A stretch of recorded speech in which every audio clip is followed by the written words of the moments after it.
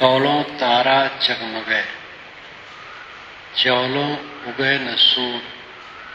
तौलों जीव करम बस डोले, ज्योलों ज्ञान न पूर।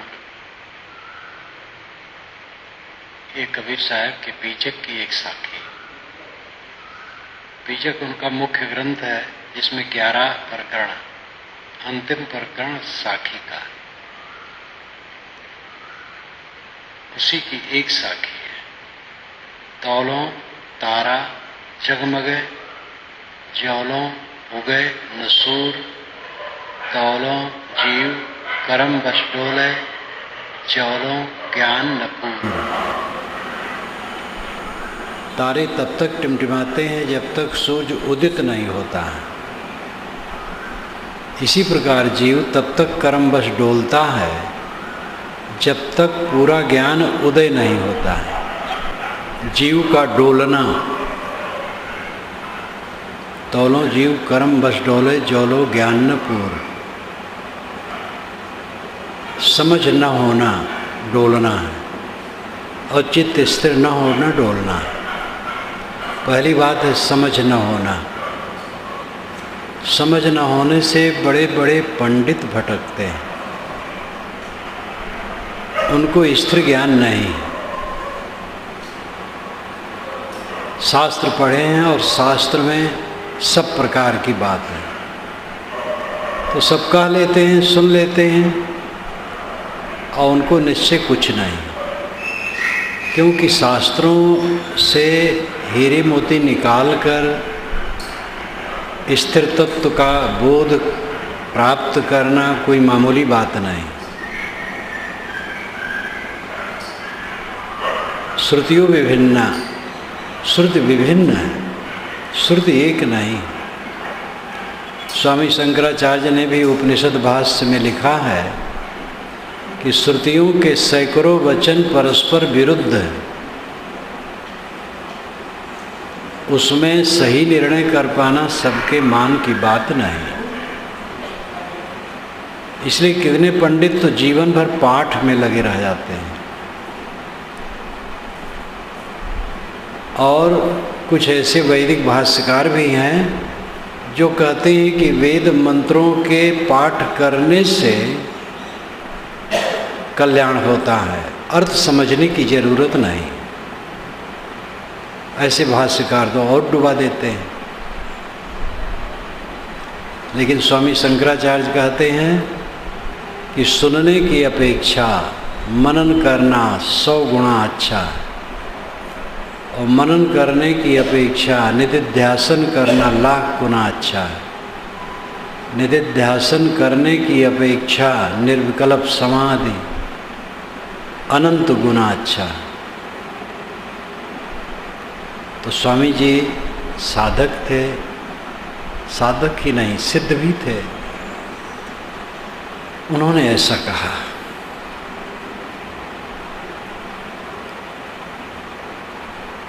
बोध न होना, समझ न होना, समझ में स्थिरता न होना, भटकना है। और फिर चित्त का विश्राम न पाना, भटकना है। पहले तो समझ ही नहीं होता है। जो जिज्ञास होते हैं उनके मन में खलबली होती है। अधिकतम लोगों को जिज्ञासा ही नहीं, कमाते हैं, खाते हैं, जीते हैं। जो दुर्गुणी दुराचारी उनकी बात छोड़ दीजिए, जो सज्जन हैं वो भी कमाते खाते जीते हैं, पढ़े लिखे हैं, समझदार हैं, कमाते खाते जीते हैं। बस ठीक है, जीवन गुजर हो रहा, आनंद है। एक दूसरे से मिलेंगे, कहे भैया राम राम, राम राम, कुशल मंगल, चकाचक है, बस चकाचक है सबका। कबीर साहब ने व्यंग किया है, कुशलय कहत कहत जग बिनसे, कुशल काल की फांसी हो। कहें कबीर सारी दुनिया बिनसे, रहे राम अविनाशी हो। कुशल कहते कहते जगत विनसता है, ये कुशल मंगल काल की फांसी। यही कुशल तुम मान रहे हो, बाल बच्चे अच्छे हैं, घर द्वार अच्छा है, धन दौलत है, सब खाते पीते हैं, बस कुशल है। कुशल तो तब है जब चित्त का क्षोभ मिट जाए, परम शांति प्राप्त हो जाए, तब कुशल है। इसकी समझ ही नहीं, जिज्ञासा ही नहीं। बिरले को जिज्ञासा होती है, और जिज्ञासा होती है तो यथार्थ बोध देने वाले सद्गुरु का मिलना मुश्किल होता है। भटकने भटकाने वाले बहुत हैं। निर्णय होना, निर्णय साफ करके स्थिर होना। एक पंडित जी मिलने आए। वो पंडित जी अयोध्या के पास एक कस्बा में रहते थे। उस क्षेत्र के सबसे बड़े पंडित थे। उनकी उम्र उस समय 70 से ऊपर थी। बैठे, मैंने कहा पंडित जी, पूर्व परिचित थे। मैंने कहा पंडित जी साधन भजन होता है? कहे महाराज किसका साधन करूं, किसका भजन करूं, मैं ही तो ब्रह्म हूं। मैंने कहा ये तो ठीक है, आप ब्रह्म हैं, लेकिन ब्रह्म को माया से छुड़ाना है। कहे माया कुछ नहीं है, सब मेरा स्वरूप है। तो मैंने कहा वो पत्थर पड़ा है वो आपका स्वरूप है? कहे हाँ, सांख्य दर्शन तो कहता है जड़ अलग है चेतन अलग है। तो मैंने कहा आप क्या कहते हैं? कहे महाराज क्या कहूँ, वेदांत भी पढ़ता हूँ, सांख्य भी पढ़ता हूँ, तो जो जहाँ जैसा अवसर आता कह देता हूँ, कुछ निर्णय नहीं कर पाता। वेदांत कहता है जड़ चेतन एक है, अंत में पहले तो जड़ चेतन अलग करता है, फिर अंत में कह देता सब मेरा स्वरूप है। सांख्य कहता नहीं, सब समय अलग अलग है। तो कहे महाराज अब भगवान जाने। तो मैंने कहा अभी भगवान को आप माने ही नहीं थे। कहे मैं ही ब्रह्म हूँ। अब भगवान के ऊपर छोड़ दिए तो हंसने लगे। कहीं स्थिरता नहीं है, कुछ बोध नहीं, पढ़े हैं, धारा प्रवाह है, कुछ निर्णय नहीं। इसलिए ज्ञान नहीं है, स्थिरता नहीं है ज्ञान में। और जब ज्ञान हो जाए पक्का कि मुझे कुछ पाना नहीं, आत्म अस्तित्व के अलावा परम सत्ता खोजने की वस्तु नहीं है। स्वामी शंकर ने ही कहा अस्ति कश्चित स्वयं नित्यम अहम प्रत्यय लंबना। ये बहुत महत्वपूर्ण श्लोक का आधार है। अस्ति है कश्चित कोई, स्वयं खुद, नित्यम सदा, अहम मैं, प्रत्यय ज्ञान, लंबन आधार। अस्ति कश्चित स्वयं नित्यम अहम प्रत्यय लंबनः। अहम प्रत्यय का आलंबन मैं हूँ, इस ज्ञान का सहारा। अस्ति कश्चित स्वयं नित्यम, कोई स्वयं नित्य सत्ता है, मैं हूँ, इस ज्ञान का आधार कोई स्वयं नित्य सत्ता है। मैं हूँ तो मैं ही वह है जो बोध का सहारा है। मैं तत्व, आत्म तत्व वही परम सत्य है, वही बोध का सहारा है। सारे ज्ञान विज्ञान का आधार आत्मा है। ये निर्भय ज्ञान हो गया। पाना बाहर से कुछ नहीं, न भोग पाना है, न बाहर से मोक्ष पाना है, न बाहर से परमात्मा पाना है, न कोई लोकांतर में जाना है, कहीं कुछ नहीं, बस स्व में स्थित। ये बिल्कुल निर्भय हो गया। कबीर साहब का ही बोध है, वो वेदांत का अपरोक्ष भी यही बोध है, और सांख्य का योग का भी यही है। और नाम किसी की न लो तो सच्चाई यही है। पाना जो कुछ है वो खोना है। कोई भगवान मिलेगा खो जाएगा, मोक्ष बाहर से मिलेगा तो खो जाएगा, सुख बाहर से मिलेगा तो खो जाएगा। जो मिलता नहीं है क्योंकि छुटा नहीं है, तो उसको पाना कहाँ है। एक बार एकांत जगह में मुझे एक जिज्ञास ने मुझसे पूछा था, मैं ध्यान में बैठा था, बहुत पुरानी घटना है, तो 45-50 बरस हो रहे होंगे। प्रवचन किया और शाम के टाइम 4 बजे प्रवचन ख़त्म हुआ, बाहर चला गया अकेला। तो पास में जंगल और झुरमुट रहे, तो झुरमुट में बैठ गया ध्यान में। झोला पड़ने लगा था। एक 20-22 बरस का नौजवान खोजते खोजते मुझे वहाँ गया। जब सामने गया तो मुझे आहट हुई, तो मैंने आंखें खोली। मैंने कहा, कैसे भैया तुम क्यों आए? तो वो छूटते ही तुरंत कहा, महाराज परमात्मा कब मिलेगा? तो मैंने कहा, परमात्मा से बिछुड़ने की तारीख तुम बताओ, तो मिलने की तारीख मैं बताऊं। तो ठग मारा खड़ा रह गया। मैंने बैठाया, बैठो, 2-4 बात हुई। तब से फिर मिला होगा कि नहीं मिला होगा पता नहीं। जो बिछुड़ा हो उससे मिलना है, और मिलना है तो फिर बिछुड़ना है। परम सत्ता बिछुड़ी नहीं, इसलिए मिलना नहीं, विस्मरण है, स्मरण में आना है। स्मरण बाहर बाता है। हरदम तो हमारा मन देह पर है, देह के नाम रूप पर है, गुण कर्म स्वभावों पर है, और उसकी भौतिक उपलब्धियों पर है। मन उसी में बहता है। तो परम सत्ता की तरफ मन कहाँ जाए? स्वस्वरूप की तरफ मन कहाँ जाए? तो कर्म बस डोलना। तौलों तारा का जगमगे, जोलों उगे न सो। तौलों जीव कर्म बस डोले। डोलने का मतलब है बोध न होना, भटकते रहना। और बोध समझ तो हो गई, लेकिन चित्त विश्राम नहीं पाता है, स्थित नहीं होती है। तो वो काम, बहुत बड़ा काम बाकी है। चित्त स्थिर हो जाए, समाधि में पहुंच जाए, फिर कर्मवश डोलना बंद हो जाएगा। कर्मवश डोलने के लक्षण क्या है? मोह करना, बैर करना, कलह करना, भोग की इच्छा करना, संसार का आकर्षण बने रहना, ये डोलने का लक्षण है। कर्मवश डोले, खिंचाव होते रहना। रूप देख के खिंच गए, शब्द सुन के खिंच गए, रस में खिंच गए, स्पर्श में खिंच गए, गंध में खिंच गए, मान बढ़ाई में खिंच गए। सदगुरु श्री पूर्ण साहब कबीर पंथ में एक महान संत हो गए। वो भी 32 बरस की उम्र में शरीर छोड़ दिए, और बीजक का उन्होंने भाष्य किया, मौलिक ग्रंथ लिखे। कबीर पंथ में उनका बहुत बड़ा महत्व है। स्वामी शंकराचार्य की तरह जैसे वेदांत में उनका है, तैसे कबीर पंथ में इनका है।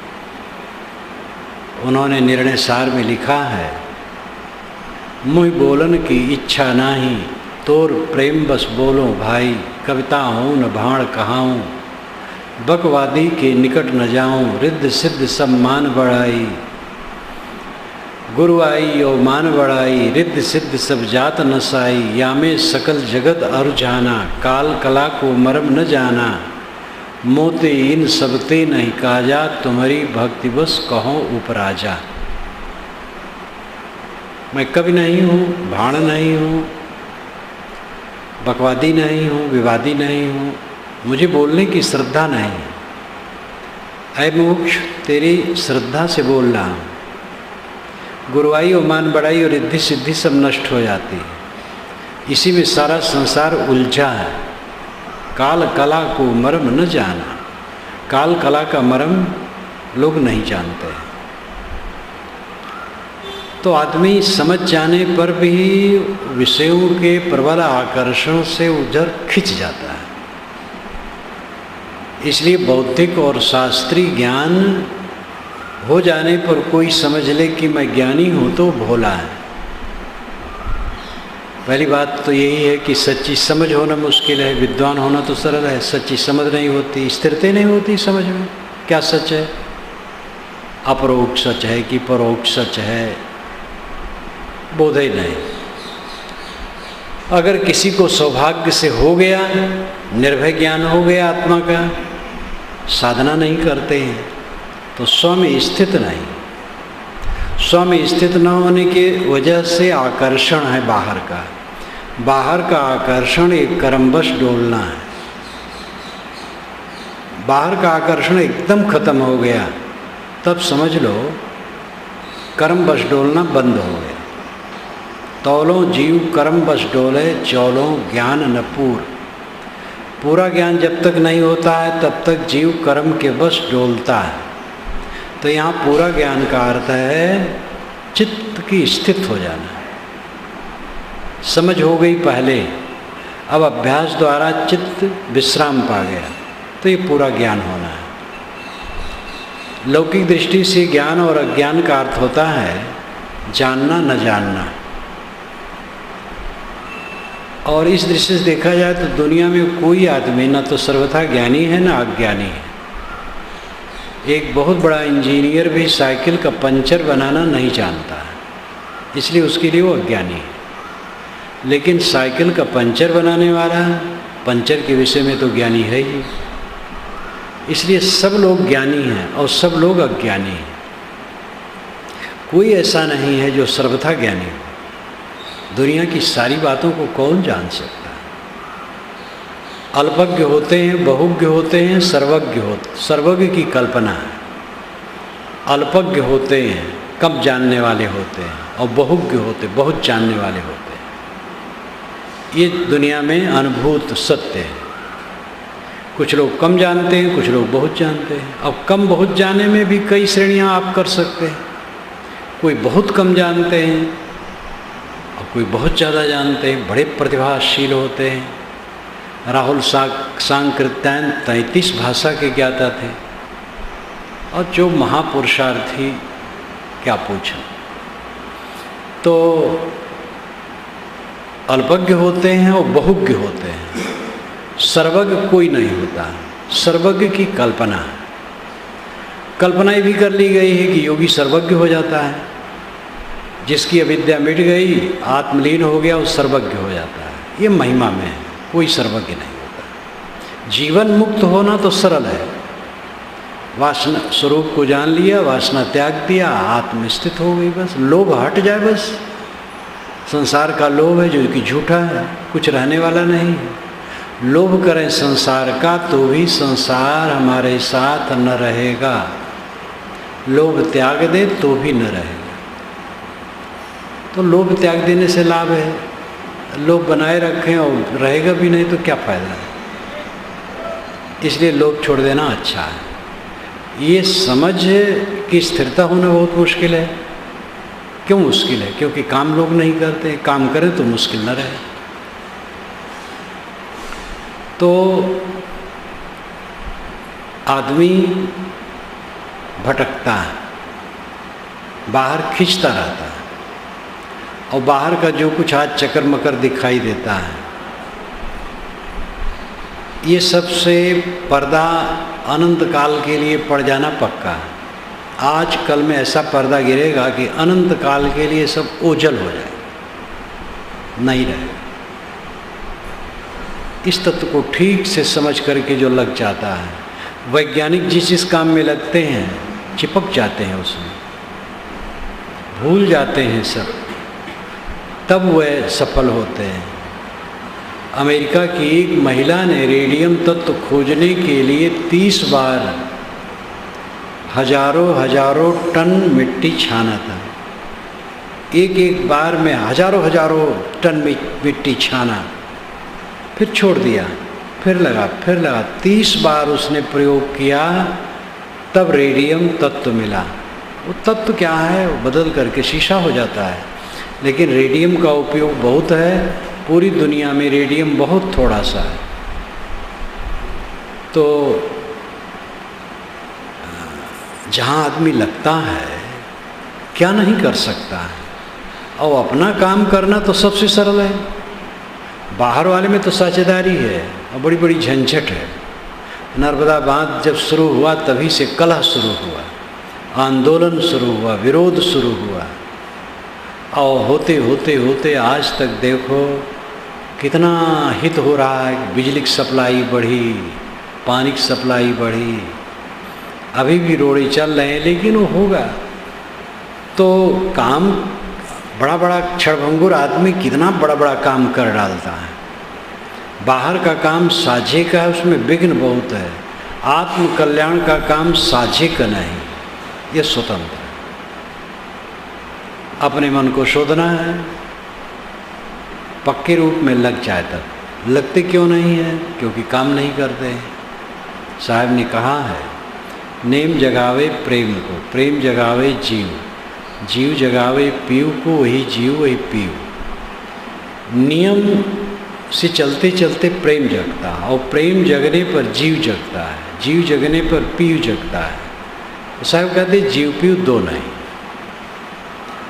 पहले तो नियम से चलना चाहिए, नियम ही लोग नहीं लेते हैं। नियम बना लो, सुबह शाम अकेले में बैठेंगे, सब काम करने के लिए समय है, अपने को शोधने के लिए समय नहीं है, जो खास काम है। कोई शाम से लेके सुबह तक बिस्तर बिछाता रहे और उस पर पीठ न लगावे, सोए ना, तो बिस्तर बिछाने क्या मतलब है? सब लोग यही करते हैं, सब बिस्तर बिछाते, जीवन भर बिस्तर बिछाते और बिछाते बिछाते चल देते, सो नहीं पाते। व्यवस्था व्यवस्था व्यवस्था, विश्राम नहीं। देखो रात में आप विश्राम करते हैं तो थकावट दूर होती है, लेकिन संसार ताप से तपित और थके मन को विश्राम देने के लिए कोई चेष्टा नहीं, बल्कि और दौड़ाते हैं अपने मन को। तो नियम शुरू करो, नियम बनाओ, सुबह इतने समय हम अकेले में बैठेंगे। अच्छा यह है शौच स्नान के बाद बैठे तो अच्छा है। शौच व्यायाम स्नान इतना होने के बाद बैठे तो अच्छा है, लेकिन शरीर की स्थिति भिन्न भिन्न लोगों की होती है।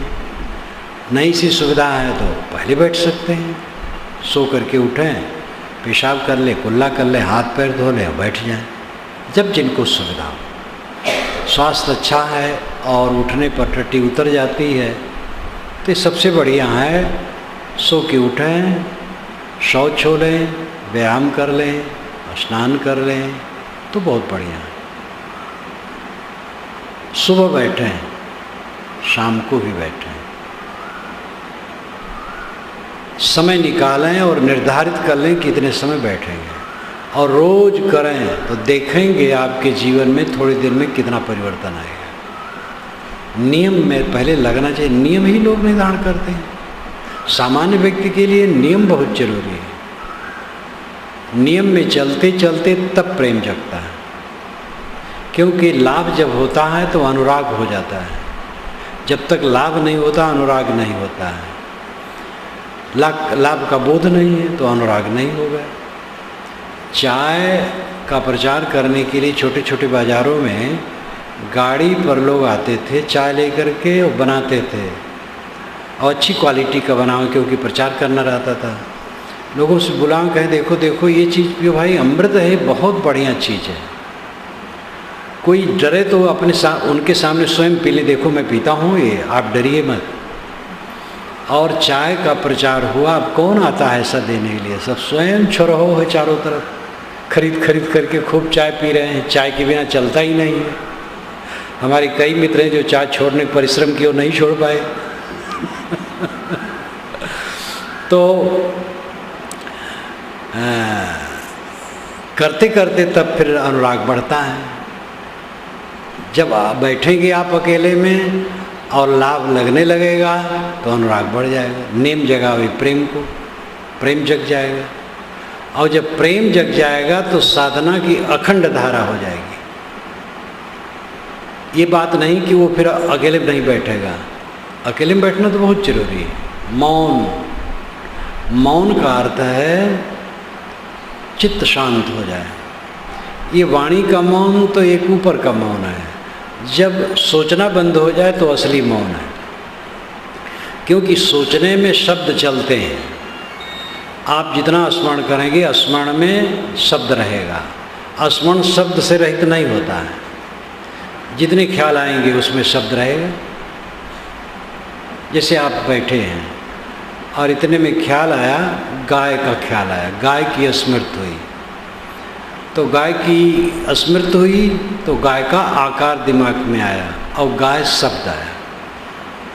तो ये नाम और रूप है, आकार रूप है और गाय शब्द नाम है। याद जहाँ तक होगा उसमें नाम और रूप दोनों आना पक्का है। स्मृति जब शांत हो गई तो नाम रूप शांत हो गए, ये असली मौन है। तो अकेले में बैठना तो जो अनुरागी हो जाता है वो भी अकेले में बैठता रहता है, लेकिन उसका बोध और उसकी स्थिति विवेक में इस तरह से ढल जाती है कि सब समय वो उसमें जीता है। और उसी की प्रशंसा में वो प्रसिद्ध शब्द साहब का है, संतोष सहज समाधि भली। ये सहज समाधि भली में जितनी पंक्तियाँ साहब ने कही है वो निर्विकल्प समाधि नहीं है, वो सविकल्प है। एक समाधि है सहज जो निर्विकल्प है और एक समाधि सविकल्प है। निर्विकल्प सहज समाधि है स्मरण शून्य कर देना, कुछ न सोचना। सहज आत्मा है और आत्मा भाव में स्थित हो जाना और कुछ न सोचना, ये सहज समाधि है। और दूसरी सहज समाधि है सोचना, काम करना, हंसना, बोलना, खाना पीना, हल चला लेना बुरा नहीं, गोबर फेंकना, टट्टी फेंकना बुरा नहीं। कर्म सभी पवित्र हैं। हिंसा न करो, चोरी न करो, दूसरे को दुख न दो, इंद्रियों को चंचल न करो, काम करना बुरा नहीं। तो जीवन का यावत काम वो करता है, लेकिन मन में कोई गांठ नहीं, कोई क्लेश नहीं, कोई द्वंद्व नहीं। तो ये सहज समाधि, ये व्यवहारिक सहज समाधि। और संकल्प शून्य हो कि स्थिर होना वो आभ्यासिक सहज समाधि है। आभ्यासिक सहज समाधि से व्यवहारिक सहज समाधि पुष्ट होती है और व्यवहारिक सहज समाधि से आभ्यासिक सहज समाधि प्रगाढ़ होती है। तो उसी व्यवहारिक सहज समाधि की भाषा में साहब ने कहा है, संतोष सहज समाधि भली, गुरु प्रताप जा दिन से प्रगटो सुरत न अंत चली, जहाँ जहाँ डोलो सो परिक्रमा, जो कुछ करो सो पूजा, जब सो तब करो दंडवत भाव मिटाओ दूजा, आँख न मूदो कान न रूदो काया कष्ट न धारो, खुले नयन हंसी हंसी पहचानो सुंदर रूप निहारो, शब्द निरंतर से मन लागा मलिन वासना त्यागी, उठत बैठत कबहु न छूटे ऐसी तारी लागी, कहत कबीर सहज यह रहनी सो प्रगट करी गाई, सुख दुख से कोई परे परम पद सो पद है सुखदाई। ये व्यवहारिक सहज समाधि। उठत बैठत कबहु न छूटे ऐसी तारी लागी।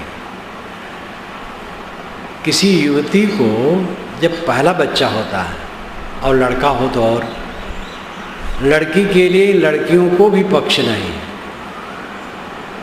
कोई माता को लड़की पैदा हुई वो तो बेचारी मूर्छित जैसी हो गई, कोई बताया लड़की हुई है तो मुरझा जाती है, और अगर लड़का पैदा हुआ तो खुश होती है। लड़के का पक्ष बहुत है।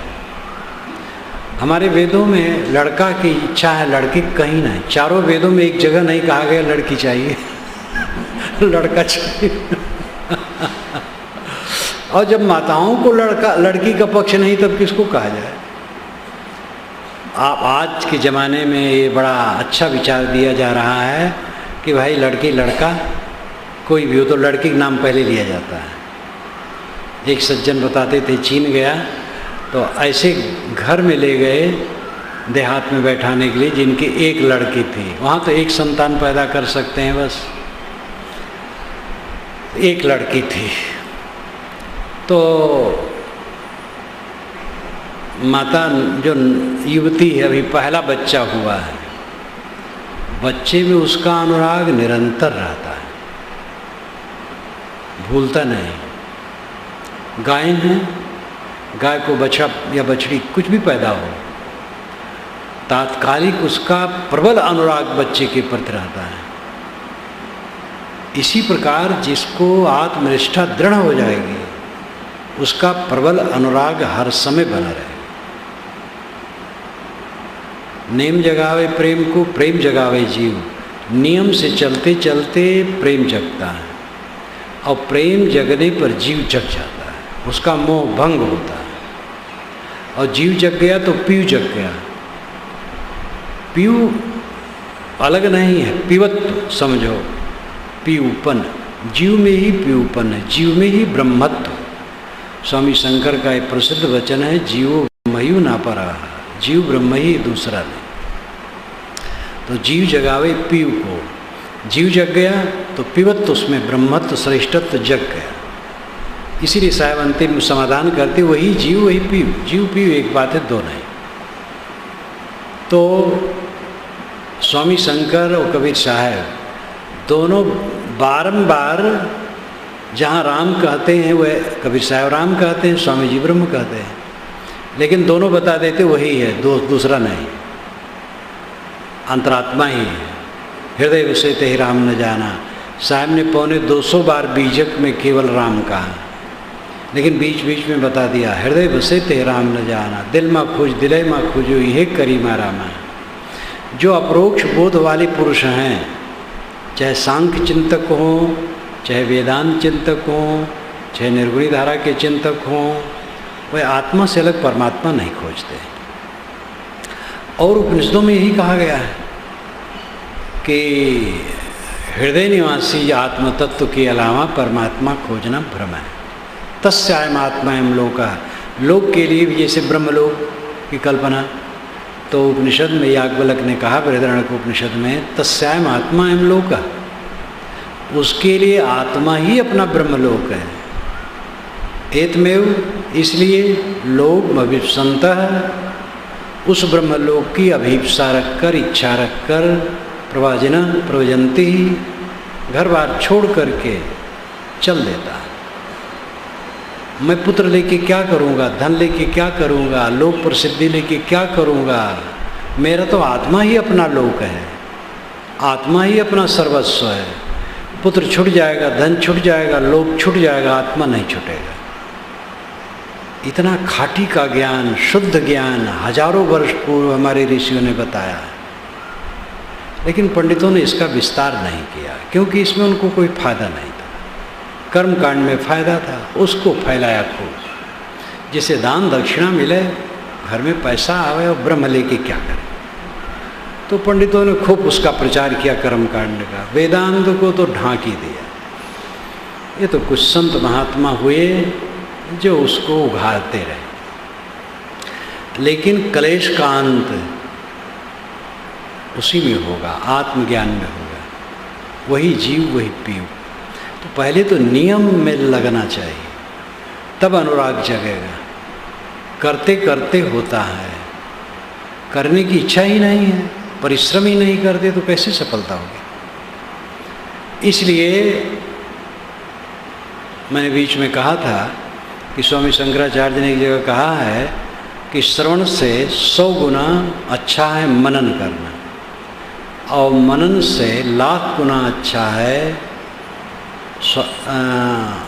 उसका स्वाध्याय करना, निधिध्यासन करना। निधिध्यासन में निज अध्यासन, आत्मा के विषय में गहरा चिंतन निधिध्यासन है, और उससे अनंत गुना अच्छा है निर्विकल्प समाधि। बिल्कुल वैज्ञानिक है। सुनने की अपेक्षा मनन करना 100 गुना अच्छा है। पहले किताबें नहीं होती थी, गुरु सुनाते थे, शिष्य सुनते थे। अभी 100 वर्ष के लगभग पीछे हुआ है, प्राइमरी स्कूलों में अध्यापक लोग कापी लिख करके, वही किताब उनकी रहती थी, लिख करके लिए हैं और पाठ एक पढ़ा देते हैं बच्चों को, और पाटी पर लिखवा देते हैं, बच्चे को घोखवाते हैं। घोखवाना कहते हैं अवध क्षेत्र में, घोखना, बारंबार उसको रटना और याद करना। इसलिए सुनने सुनाने की बात थी। स्वामी जी तो लिखे थे और लिखना पढ़ना बहुत हो गया था, लेकिन फिर भी वो सुनने की बात ज़्यादा कही जाती है, सुनने की अपेक्षा। अब आज समझ लो, सुनने और पढ़ने की अपेक्षा मनन करना 100 गुना अच्छा है। पढ़ो और सुनो, लेकिन उसका मनन करो। अगर बराबर मनन किया जाए तो अध्यस्त हो जाएगा। सुने और फिर प्रपंच में चित्त लगा दिए और इसका मनन नहीं हुआ तो उड़ जाएगा। अब अगर मनन होगा तो अध्यस्त हो जाएगा। और मनन से निधिध्यासन, निधिध्यासन निजध्यासन, अपने में उसको अध्यस्त करना, गहराई से डूबना, आत्मचिंतन करना। और उससे अनंत गुणा अच्छा है निर्विकल्प समाधि, कुछ न सोचना। ये जो कुछ न सोचने की स्थिति है बहुत ऊंची, बहुत ऊंची क्या सर्वोच्च स्थिति है, इससे आगे और कुछ नहीं। जो लोग नहीं समझते हैं तो संकल्प शून्य हो गए, तब उसके आगे क्या, तो उसके आगे कुछ लाल पीला देखना चाहते हैं। और लाल पीला जितना देखोगे वो आँख की गर्मी होगी या कल्पना होगी। और इसी कल्पना का विस्तार दुनिया में ज़्यादा है। तो और संकल्प शून्य होना मामूली बात भी नहीं है। इसलिए संकल्प शून्य होने की बात सस्ते गुरु नहीं बताते। वो कहते भगवान के दर्शन हो जाएंगे और अंधियारी में बैठाएंगे और आपकी आँखों पर अपनी उंगली वो लगा देंगे, धीरे से दबा देंगे और कहेंगे ध्यान करो। दबाए तो कहीं कुछ दिखाई दिया, हाँ महाराज ज्योत जैसी दिखाई, बस भगवान के दर्शन हो गए। ऐसा बेवकूफ़ बनाते हैं। वो आँख की गर्मी है, कौन भगवान हो। तो सस्ते गुरु सस्ता रास्ता दिखाते हैं। सही बात कहना चाहिए, जो पात्र हैं उदाहरण करेंगे।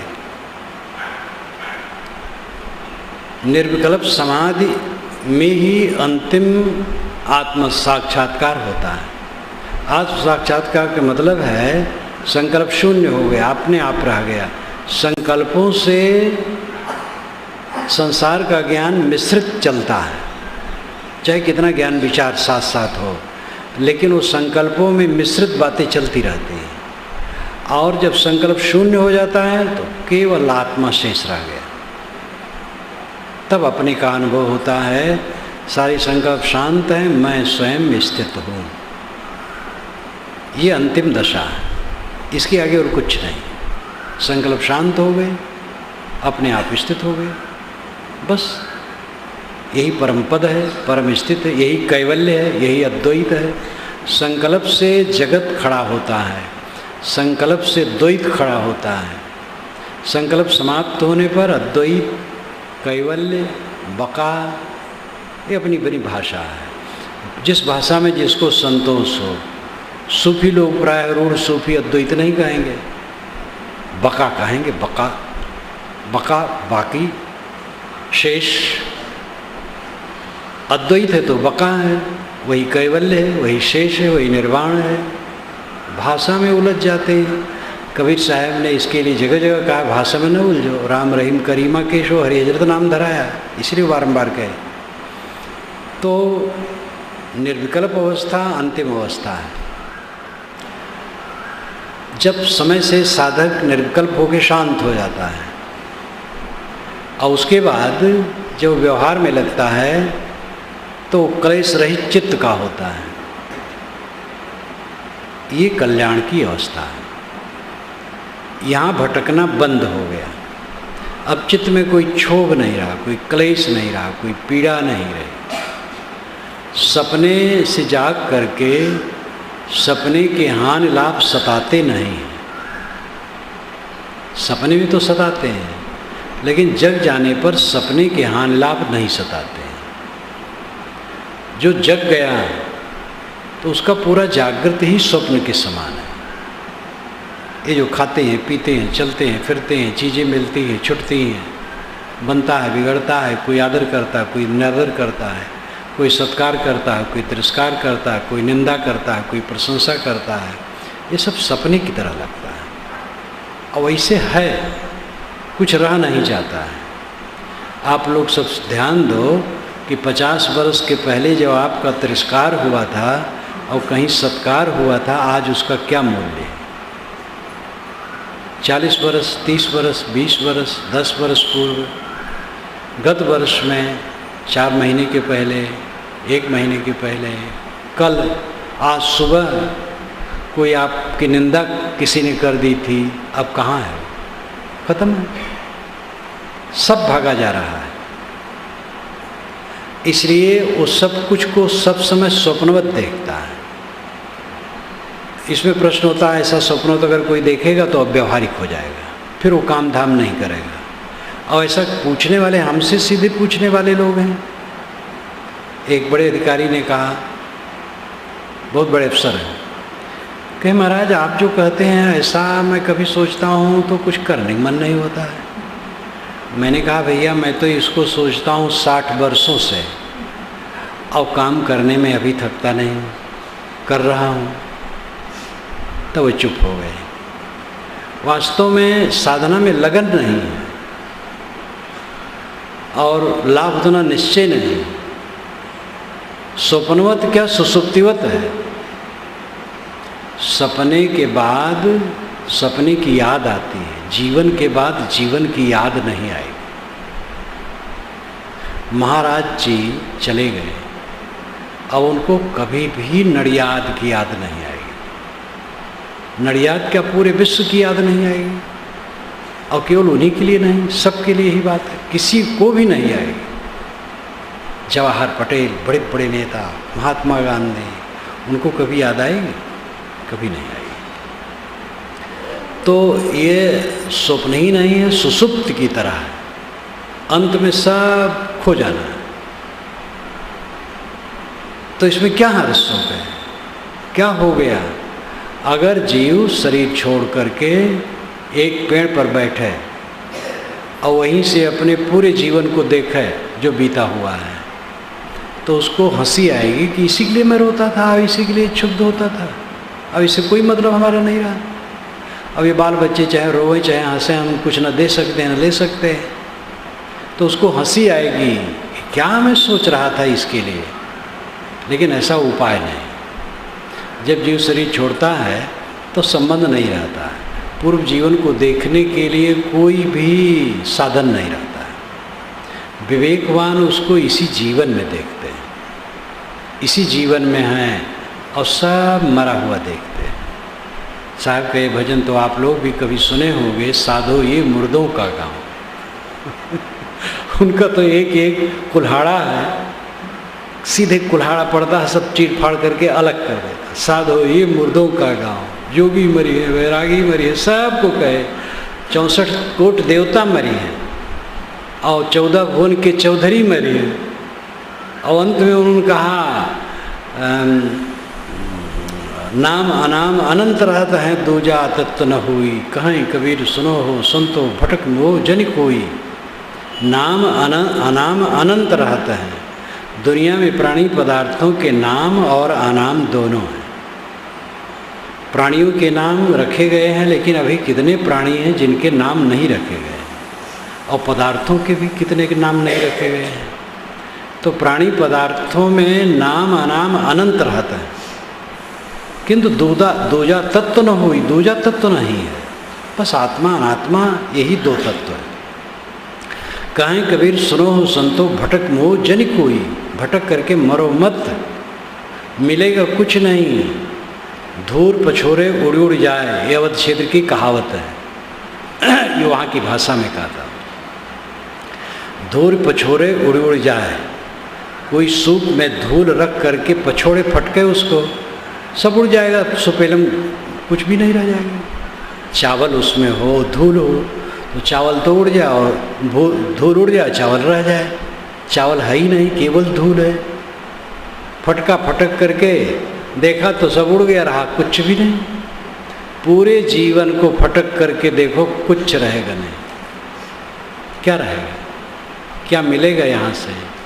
हाँ, खुराफात मिलेगी। जो आपने ऐश्वर्य कायम किया है और माना है कि मैं संपन्न हूँ, मैं सफल हूँ, उस सब से आपको क्या मिला है? काम, क्रोध, लोभ, मोह, द्वेष, ईर्ष्या, चिंता, उद्वेग, असंतोष, पीड़ा, क्लेश, यही सब मिला और कुछ नहीं मिला। क्या उससे बोध मिला है? शांति मिली, तृप्ति मिला? कुछ नहीं मिला। उपाधि मिली, प्रपंच मिला है, और इसी को लाभ माने बैठे। लाभ कमाया जीवन में, ये किया, वो किया, वो किया, वो किया, इतना सफल क्या पूछना। बोध ही नहीं है। वो सारी सफलता का परिणाम है चित्त में खुराफात इकट्ठा होना, और इसी खुराफात को निकालना अध्यात्म है। और इसके लिए समझ ही लोगों को नहीं है, समझ भी हो जाती है तो साधना में मन नहीं लगता है, कुछ लोगों को लगा होगा तो पूजा पाठ तक रह जाता है, अध्यात्म में नहीं उतरते, आध्यात्मिक साधना में नहीं उतरते हैं, इसलिए अंतिम काम बच रहता है। इसलिए जीव कर्मवश डोले, वो कर्म के बस डोलता है।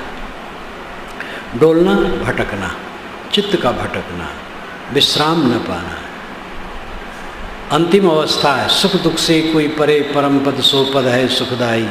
सुख दुख दोनों से परम पद परे है।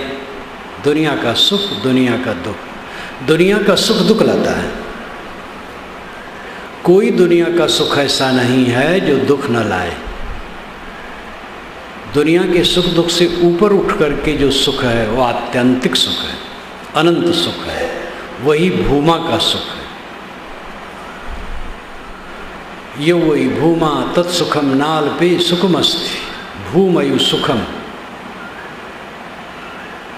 भूमा में सुख है, अल्प में सुख नहीं है। वेदांती कहते हैं सुख तो वैषयिक है, आनंद पारमार्थिक है। और कुछ पारखी कहते हैं सुख आत्मिक है, आनंद वैषयिक है। ये दोनों की सांप्रदायिकता है। सुख आनंद एक ही बात है। अब वो विषय के लिए कहते हैं कि आत्मा के लिए आपका विचार है। विषयानंद है कि ब्रह्मानंद है, ये आपका दृष्टि। किस आनंद को आप कह रहे हैं, विषय सुख है कि आत्म सुख है? अब देखो ये भूमा को सुख कहा गया, आनंद तो नहीं कहा गया वहाँ। तो आनंद से कोई उनको परहेज नहीं था, अलग आनंद भी कहा गया है। गीता में बारंबार सुख सुख सुख आया है। सुख आत्यांतिकम सुख मुस्नुते, बारंबार सुख आया है। पारमार्थिक स्थिति के लिए सुख आया है। इसलिए सुख और आनंद ये दोनों शब्द न वैषयिक हैं और न आत्मिक हैं। इनको जहाँ लगा लो,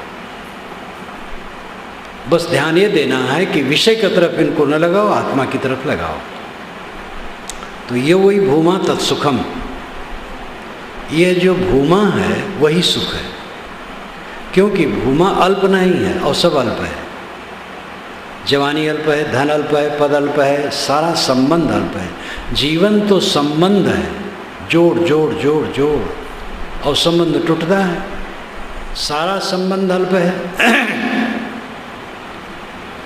लेकिन भूमा असंबंध है, असंबद्ध, संबंध है ही नहीं उसमें, केवल है, अकेला है। इसलिए वो असली सुख है, स्थिर सुख है। तो उसी की परिभाषा की गई, यत्र नानद पश्यत नानद श्रणोत नानद विजानात स भूमा। किसी ने पूछा भूमा क्या है, तो इसने कहा यत्र न अन्यत पश्यति, जहाँ पर दूसरे को नहीं देखता, न अन्यत श्रणोति, दूसरे को नहीं सुनता, न अन्यत विजानाति, जब दूसरे को नहीं, जहाँ दूसरे को नहीं जानता, सब भूमा, वो भूमा। यही निर्विकल्प समाधि है। देखना सुनना जानना बंद करो। अंधत्वम पंगुत्वम मूकत्वम बधिरत्वम, ज्ञानियों ने भी इसे भी कहा, अंधे हो जाओ, बहरे हो जाओ, गूंगे हो जाओ, पगले हो जाओ। कबीर साहब ने कहा मार दो अपने को। सरी मारे ते सदा सुखारे, अन मारे ते दुखा। साहब की पंक्ति बहुत मार्मिक भजन है, कई कड़ियाँ हैं। सरी मारे ते सदा सुखारे, अन मारे ते दुखा। सरी मारे, संपूर्ण रूप से जो अपने को मार लिया तो सदा सुखी हो गया, और अन मारे ते दुखा, अपने को न मारा तो दुखी रहेगा। अब इसके मर्म को समझना चाहिए। अपने को मारना क्या है? क्या जहर खा के मर जाए? अपने को मारना अपने अहंकार को मारना है। हमारा अहंकार आत्मा में विलीन होना चाहिए। हमारा अहंकार शरीर में विलीन है। हमारा अहंकार पद नाम रूप में विलीन है। हमारा अहंकार बाल बच्चे परिवार से शाखा घर द्वार मठ मंदिर में विलीन है। साधु गृहस्थ दोनों भटके हैं, एक नहीं। भूला न एक दो सकल संसार है। कहते हैं राग रंग में दुनिया रीझ है, चटक मटक में नारी। और भाव भगत में साधु ईजे तीनों निपट अनारी। राग रंग अभी ढोल मृदंग ला के बजाओ, देखो ये हाल भर जाएगा और बाहर लोग खचाखच भर जाएंगे। संगीत टेर दो देखो तो राग रंग में दुनिया रीझ है, चटक पटक में नारी। ये देवियाँ चटक मटक में रीझ जाती हैं मार, ये गाना वो गाना वो गाना, उसे नाक कान सब छदाए छदाए परेशान। हाथ में हथकड़ी, पैर में बेड़ी, गले में तौक, जेलियों का साज, तो चटक मटक में नारी। और भाव भगत में साधु रीझ है, भाव भगत में साधु रीझ गए, तीनों निपट नारी। साधु मान ली वे जगत का तारक हो, जो जगत का तारक माना हो स्वयं डूबा, अपने को तारो फिर सेवा करो, जो तर जाएंगे अच्छा है, अपने को तारो। हम इसीलिए तो कहते लोग तरें, और हम स्वयं डूब रहे हैं तो क्या मतलब है? तरने के लिए कहते तो स्वयं तरें, स्वयं तरें तो संसार को हम तार दें, क्योंकि संसार में हम एक अंश हैं और हम तर गए तो संसार तरा, और फिर हमें देख के जो समझ पाएगा और भी तरेगा। इसलिए अपने को तारना चाहिए। तो साधु भाव भगत में रीझते हैं, तीनों निपट अनारी। हमारा अहंकार विलीन है उपलब्धियों में, हमारा अहंकार जुड़ा है उपलब्धियों में। शरीर मुख्य है, शरीर में अहंकार जुड़ा है, और शरीर संबंधी प्राणी पदार्थ अवस्था परिस्थिति गुण स्वभाव ज्ञान विज्ञान ये सब में हमारा अहंकार जुड़ा है। इसलिए जो स्थिति चाहिए वो नहीं होती है। हमारा अहंकार स्वरूप में लीन होना चाहिए, आत्मा में लीन होना चाहिए। आत्मा ही अपना और कुछ अपना नहीं, स्वस्वरूप ही अपना और कुछ अपना नहीं। इस बात को जो समझता है और इसका अभ्यास रोज करता है लगन पूर्वक, उसके चित्त में दृढ़ता हो जाती है और निरंतर आत्मचिंतन रहता है। फिर व्यवहार में भी आत्मचिंतन रहता है। ये बात नहीं कि व्यवहार का काम नहीं करता है, व्यवहार का काम न करने की बात तो कम से कम कबीर साहब सोच भी नहीं सकते। कबीर साहब तो कहते जो कुछ करो सो पूजा। इतना चित्त शुद्ध होना चाहिए कि जो कुछ करे वो पूजा बन जाए। और कबीर साहब तो कर्मयोगी और कर्म करो के महापक्षधर थे। और वेद के ऋषियों को देखो, सब कर्म कर, कपड़ा बुनते हैं और गाय चराते हैं, गाय दूहते हैं और सब काम करते हैं, हल चलाते हैं। वैदिक ऋषि हल सीरा युंजंति कवयो, ये ऋग्वेद का मंत्र है। सीर हल को कहते हैं, सीरा बहुवचन में कहा। सीरा युंजंति कवयो, कवि, कवि का अर्थ होता है ज्ञानी, तत्वदर्शी। तत्वदर्शी लोग, आत्मचिंतक लोग हल चलाते हैं। वैदिक ऋषि सब कर्म करते, उपनिषद के ऋषि कर्म करते, किसी काम में वो हिचकते नहीं थे। ये तो वर्ण व्यवस्था की जब जड़ता हुई है तब मोटा काम करने वाला छोटा गिना जाने लगा है, और तब ये हुआ कि मोटा काम करने वाला अछूत है। जो हल चलाता वो अछूत है, जो हाथ पैर बटोरे बैठा रहा है वो ठीक है। और हलवाहक, मजदूर, नौकर अन्न को मीच करके, वसा करके, पैरों से रगड़ करके, झाड़ पोंछ करके आपके घर में रख दिए, तब आप उसका भोग लगाते हैं उनके पैर के नीचे का अन्न। वो छूत नहीं है, उसमें छूत नहीं लगती। लेकिन वही जो अन्न पैदा करके आपके घर में भरे हैं, आपके चौका में आ जाए तो आपका चौका अशुद्ध हो जाए। और उनके पैर के नीचे का अनाज आप खाते हैं वो अछूत नहीं। कपड़ा बुनकर के आपको दिए, आप पहनते हैं, अछूत रहे हैं। लेकिन अगर बुनकर आपके घर में आ जाए तो अछूत है। नाई बाल बनाता है और पानी आपके दाढ़ी मूछ में लगाता है और पानी पिलाता है, दाढ़ी मूछ में लगाता है, मुंह में भी जाता है, तब अछूत नहीं है। दूसरे समय में नाई अछूत है। वर्ण व्यवस्था के अपराध ने ऐसा बिगाड़ दिया है कि ऋषियों का चिंतन सब डुबा दिया, और झूठा अहंकार के हम वैदिक पक्षधर हैं। वैदिक ऋषि सब के सब कर्म कर हैं, मोटा काम करते हैं। ग्वाले तो सब है, सब अहीर हैं, गाय चराते हैं। सत्यकाम जवाला का पुत्र जब आकर के गुरु से दीक्षा ली है तो गुरु ने गाय छाट करके अलग की हैं सैकड़ों। तो कहा है महाराज जब 1000 हो जाएंगी तब मैं लौटूंगा। और 1000 गायें जब हो गई हैं तब वर्षों के बाद वो लौटा है। तब ऋषि ने कहा कि बेटा तुम्हारे चेहरे पर ब्रह्म तेज झलकता है, तुम्हें किसने ज्ञान दिया? कहे कौन ज्ञान देता मुझे आपके बिना? तो कहे नहीं तुम तो पूर्ण जैसे लगते हो। तब उन्होंने कुछ कहा। तो सभी ऋषि कर्म करते। कबीर साहब ने उसी धारा को फिर से मजबूत किया और उसी के पीछे नानक दादू दरिया घीसा पलटू आखा और इतने संत हैं कि 100 से अधिक हैं वरिष्ठ संत। कबीर दर्शन में मैंने आखिर में इनका नाम दिया है 6ठे अध्याय में। और ये पूरे भारत में व्याप्त हैं और इनका प्रभाव आजकल तो पूरे विश्व में निर्गुणी धारा का। और इनकी धारा वही है, ऋषियों की धारा है, जो जात पात नहीं, ऊंच नीच नहीं, छुआछूत नहीं, सब में समभाव। वैदिक ऋषियों का यही था। ऋग्वेद में आता है पंच एमिरे जनाः, पंच जनाः एमिरे, एमिरे नाम हवन करना। पंच जन है ब्राह्मण क्षत्रिय वैश्य शूद्र निषाद। मैंने अपने वेद में लिखा है ज्ञानी, शासक, व्यवसायी, शिल्पी, श्रमिक। और ये पूरी दुनिया में 5 विभाग है। सब समय और सब समय रहेगा। ये वर्ण व्यवस्था की इसमें ज़रूरत नहीं है। एक ही घर में अनेक प्रकार के लोग होते। कोई ज्ञानी है तो कोई राजनेता है तो शासक हो गया, और कोई खेती करता है तो व्यवसायी हो गया, कोई और काम करता है तो ज्ञानी, शासक, व्यवसायी, शिल्पी, श्रमिक। ये 5 को वेदों में पंचजन कहा है। और पंचजन की सर्वत्र महिमा और एक रूपता है। और ये अर्थ साण का है। विदेश वाले तो कुछ अलग अलग अर्थ किए हैं। आर्यों के 5 ग्रुपों को नाम दिए हैं, तो कोई कुछ किया है, कोई कुछ किया है। पूरा काल से भी कुछ कुछ अर्थ किया है, लेकिन साण का अर्थ बहुत सही है। साण ने ही अर्थ किया है।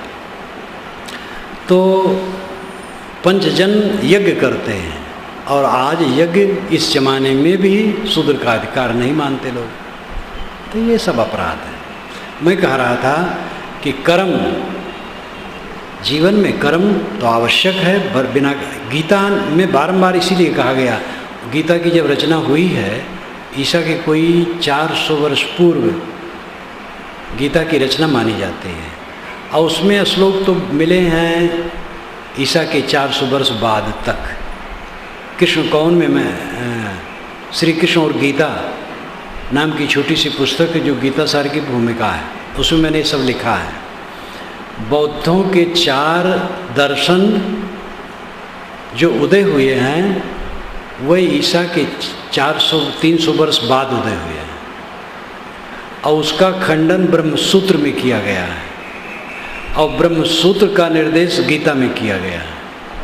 अब आप सोचिए कि ब्रह्मसूत्र जो वेदांत दर्शन है उसमें जो बौद्धों के दर्शन का खंडन है, तो कम से कम वो सूत्र ईसा के 300 वर्ष बाद बनाए गए हैं।